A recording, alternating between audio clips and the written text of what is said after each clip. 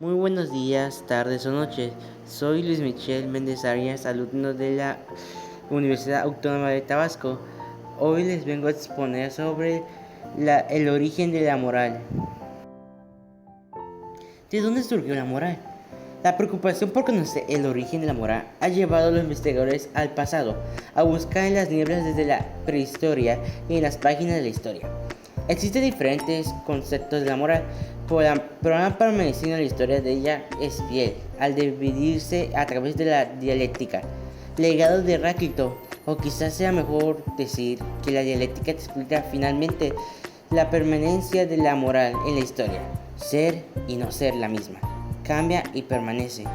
La moral se refiere a la conducta humana que se produce por una especie de pesas o contrapesas del factor externo proveniente de hecho medio o social, con las normas formuladas por la sociedad, que influyen sobre elementos internos, biopsíquicos, intelectuales del agente moral, para traducirles y manifestarles en forma de acciones susceptibles de la valoración de la moral.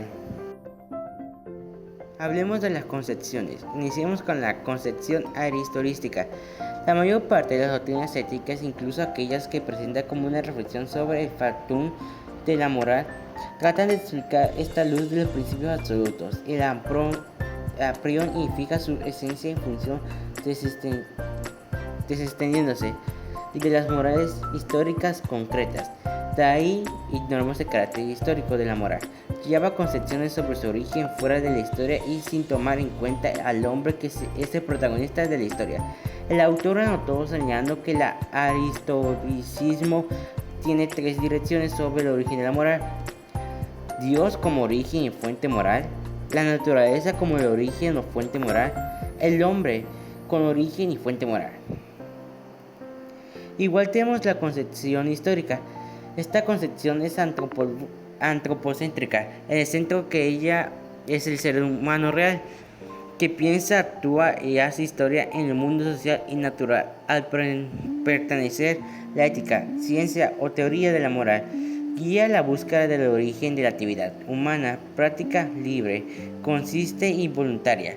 Denomina conductas o comportamientos regulados por los códigos normativos históricos sociales que impone la sociedad en determinados tiempos, lugares, para establecer la armoniosa y la racionalidad interrelacionada entre sus miembros. Se divide igual en naturaleza y experiencia de progresivo de la cultura. Otro tema muy interesante de la moral es el apriorismo. Se enmarca en el racionalismo y se sustenta en la predominación de la razón como fundamento de las acciones morales, así como el innatismo de las ideas sostiene que éstas ya la posee el hombre. Cuando nace el apriorismo ético, sostiene que la moral es innata. Desde su enfoque, la moral se origina en la naturaleza racional del ser humano y sin relación con la experiencia, los principios morales son eternos y universales. Por lo tanto, los conceptos de bien y del mal, de lo bueno y de lo malo, no cambian, y la moral es resultado de una concepción a priori, que tiene una infusión del rol preponderante. Existen varios tipos de apriorismo. Uno es el apriorismo intelectual. La moral, la conducta humana, responde a una primicia de la razón. Es un resultado de a priori a través de la intuición intelectual.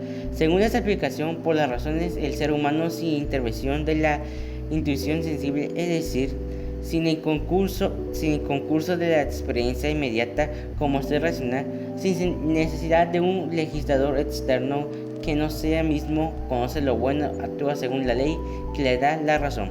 El apriorismo de la razón práctica es otro de los conceptos que vamos a hablar. Es una idea central de la filosofía moral de Immanuel Kant, vinculada a su crítica de la razón.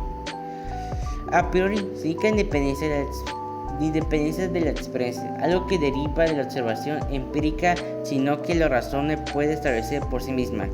El ámbito de la razón de pura teórica de Kant sostiene que los ciertos principios son condiciones a priori que hacen posible la experiencia. En la razón práctica también existen principios de a priori. El más importante es la ley moral universal.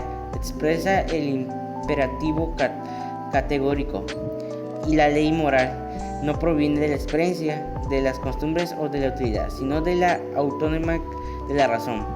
Así es, el apriorismo de la razón práctica afirma que la moralidad no depende de la experiencia, sino de principios universales y necesidades que la razón dicta.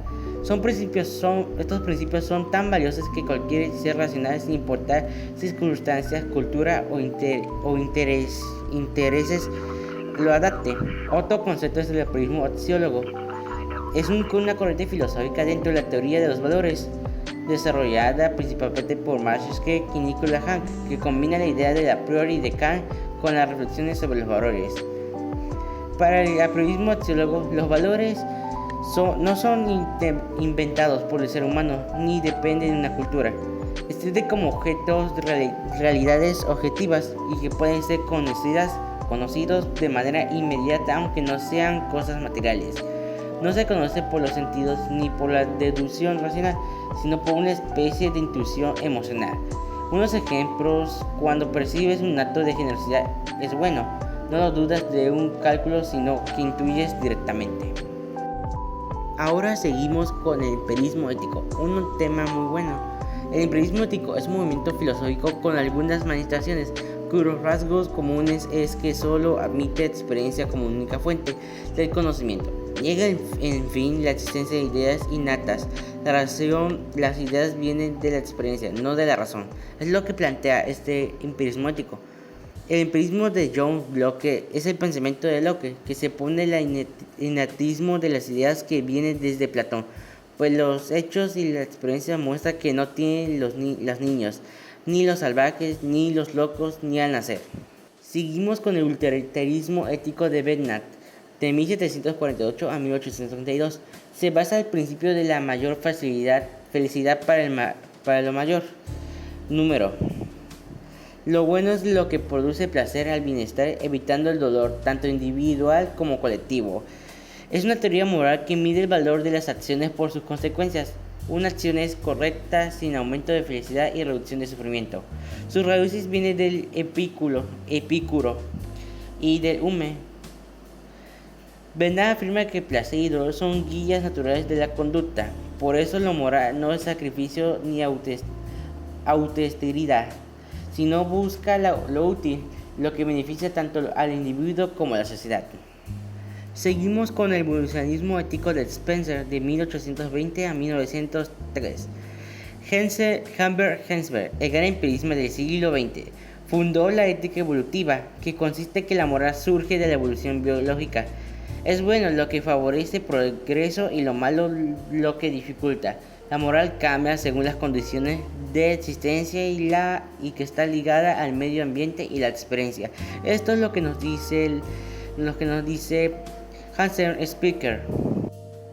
Ética teológica. Los orígenes de la ética teológica nos llevan a la antigüedad griega, de la toma de cuestiones filosóficas que importa para su fundamento. La ética teológica se divide en dos virtudes.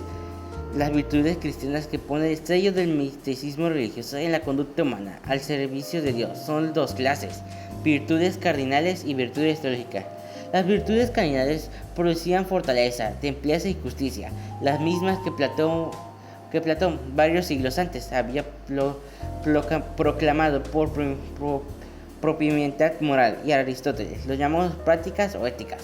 Y las virtudes teológicas, fe, esperanza y caridad, son las virtudes supremas del cristianismo. Actúan sobre la parte racional del hombre e intervención en las relaciones entre los hombres y Dios. Ética marxista.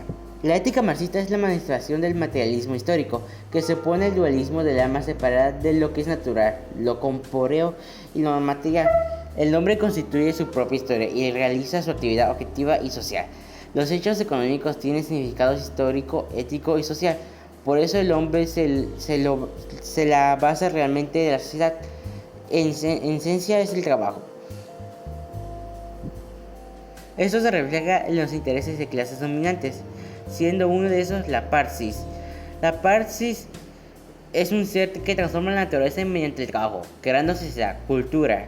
El trabajo es la base de la vida social y de la moral, puede cambiar la economía, al cambiar la economía, cambia la ideología. El trabajo realiza las potencias humanas, pero la libertad solo cobra sentido en la comunidad. Otro de ellas es la enajenación. Surge por la propiedad privada y el dominio de unos sobre otros. No es natural ni irreversible, por eso debe abolirse la propiedad privada para dar paso a una sociedad comunista basada en la igualdad, disciplina y solidaridad. Esto ha sido todo por mi exposición. Espero que les haya gustado y que hayan tomado importancia a lo que dije. Que tengan bonito día, tarde o noche. Hasta la próxima.